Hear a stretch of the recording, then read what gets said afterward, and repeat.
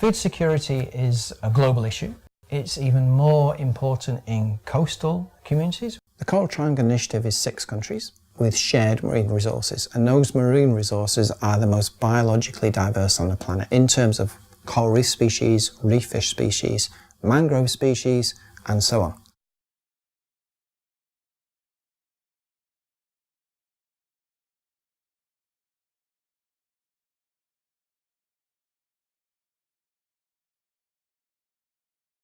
I've been involved in research into marine resource use and marine planning in Indonesia since 2001. I've been looking at the processes by which marine national parks in particular are set up and how local communities can participate.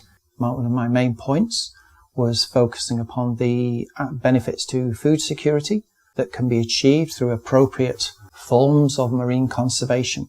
This work has been focused mainly in the Wakatobi, and looking in particular at the Bajau community, who have a very high degree of dependence on marine resources for food, fuel and building materials. One of the main findings that we've been developing over time is the need to ensure that marine parks do yield tangible, realistic and obvious benefits for local communities.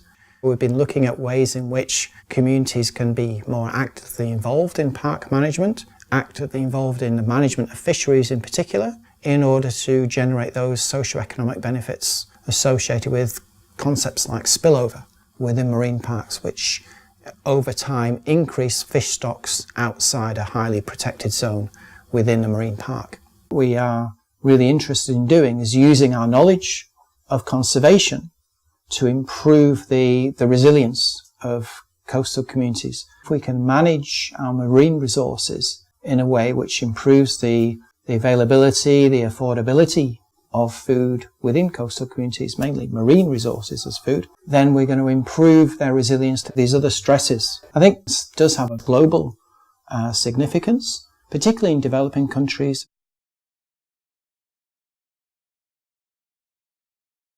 Indonesia has the second largest coastline in the world. It has 18,000 islands. Crucially, we share the same habits, we share the same marine resources. We are neighbours in that sense, very close neighbours. And we need to ensure that the efforts in marine conservation in both countries are complementary. I think marine conservation occupies a high priority in national and international governments' policies, quite rightly. There is a shared necessity to manage those collaboratively. If one country is not managing its resources well, other countries will suffer the consequences. The idea is that through sustainable resource use and conservation, we can build food security. We can ensure that fish stocks are not exhausted and depleted, and we can give communities and natural ecosystems the best chance to be resilient to the impacts of climate change, which are already happening. I think both our governments are very behind, very supportive of closer cooperation. I think universities can lead the way. We already cooperate in a number of areas when we exchange students.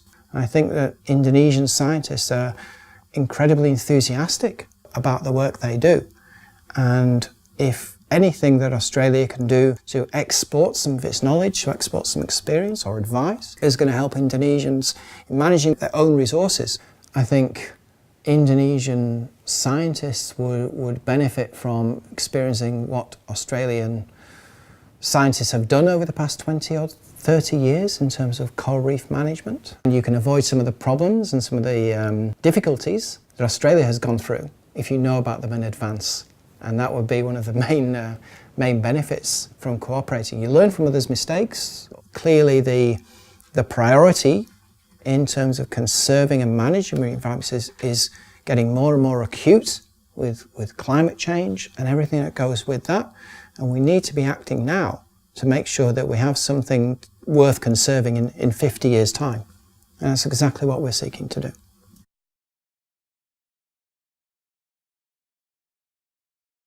There are many government funding sources available. The government has set aside a number of channels, a number of funding avenues which academics, institutions and the private sector can apply to. It could be exchanges, it could be internships, it can be seed funding for initiatives, it can be longer term collaborations across institutions.